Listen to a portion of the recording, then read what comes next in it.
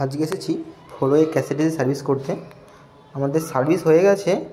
আমরা এই যে ইনডোরের ব্লোয়ার ফ্যান ব্লেড আছে সেটাকে ফিটিংস করছি। আমরা লাগানো হয়ে গেছে, নাটটা লাগাচ্ছি। এই নাটটাকে ফুল টাইট দেবো। আমরা ফুল টাইট দিয়ে নিচ্ছি নাটটাকে,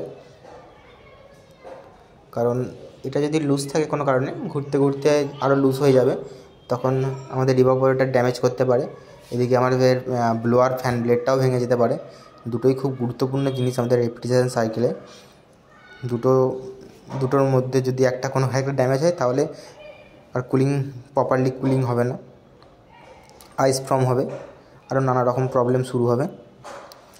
আমাদের এটা লাগানো হয়ে গেছে। এবার আমরা এর যে ড্রেন ট্রেটা আছে সেটা অ্যাসেম্বল করে নেবো, ড্রেন ট্রেটা। আর ড্রেন ট্রেটা লাগানোর আগে এর যে ভেতরের যে তারগুলো আছে, যেমন sensor, liquid sensor, gas sensor, ইএক্সভির তার, রুম সেন্সার, এদিকে আছে ড্রেন পাম্প, ফ্লোর সুইচের তার, সবগুলো আমরা বার করে নেব। করে নিয়ে ভালো করে অ্যাসেম্বল করে নেব।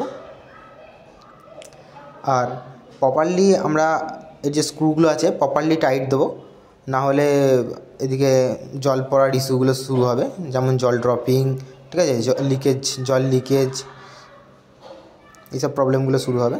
তো এটা আমরা ফুল টাইট করে ঠিকঠাক করে দেখে নেব, প্রপারলি টাইট করে।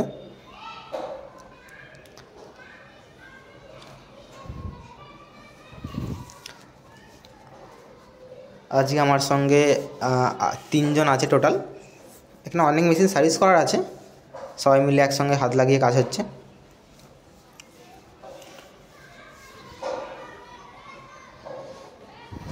এবার এখানে যে পিসিবিটা অ্যাসেম্বল করে নেব। পুরনো মেশিনগুলো থাকতো পিসিবির সঙ্গে একটা এসএমপিএস দিত, ওগুলো প্রপার ডিসি ভোল্টেজ দিত। কিন্তু এখানে দিয়েছে ট্রান্সফর্মার। এখানে 220 ভোল্টটাকে ট্রান্সফর্মার 12 ভোল্ট এসি দিচ্ছে। আমাদের পিসিবিতে বিজ রেকটিফায়ার আছে, সেটা ডিসি ভোল্ট চেঞ্জ করে এসি থেকে ডিসি ভোল্ট করছে। আর ট্রান্সফর্মারটা শুধু স্টেপ ডাউন করছে।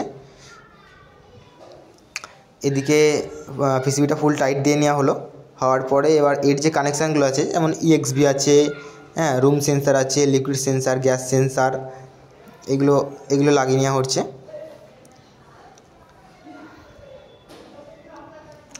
ওদিকের ওটা আছে, যেমন ফ্লো সুইচের তার আছে,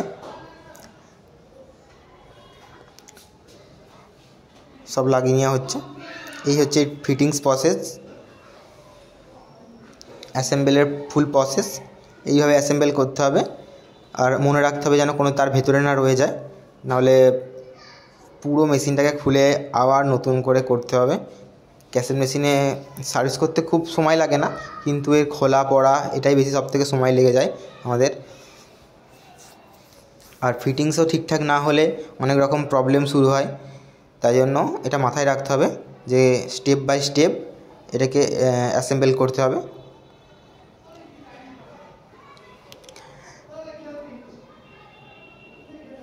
এটা হচ্ছে ফ্যানের তার, এটা ফ্যান মোটরের মানে ব্লোয়ার মোটর, ইনডোর মোটর, ফ্যানের আর্থিন কানেকশান করা হয়ে গেল। এবার এর যে বোনেটটা আছে সেটা লাগানো হবে, এটা টাইট দেওয়ার পরে। আর এদিকে আমাদের পড়ে থাকলো ডিসপ্লের তার আর আমাদের সুইংয়ের মানে সুইং মোটরের যে তার কানেকশানটা খালি বাইরে থাকবে, এই দুটো।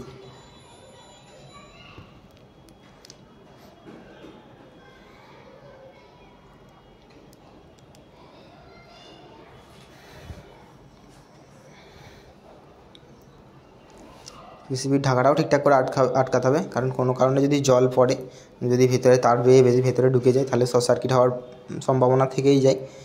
তাই সেটাকে ডেকে ঠিকঠাক করে লাগাতে হবে। এদিকে আমরা বোনেটটা লাগিয়ে নেব। কিছুই নয়, এটা শুধু হ্যাঙ্গিং হয়ে খালি স্ক্রুগুলো টাইট হবে, তাহলেই হয়ে যাবে। এটা তেমন কোনো ব্যাপার নেই। আর সামনের গ্রিলটা যেটা আছে গ্রিলটা লাগানো হবে, তার গ্রিলেতে ডিসপ্লে লাইন আছে, ডিসপ্লেটা লাগিয়ে দিতে হবে। আর এই বোনেটের সঙ্গে আছে আমাদের সুইং মোটরের তার, সেটা লাগিয়ে নিতে হবে। ব্যাস, আমাদের ফিটিং প্রসেস রেডি।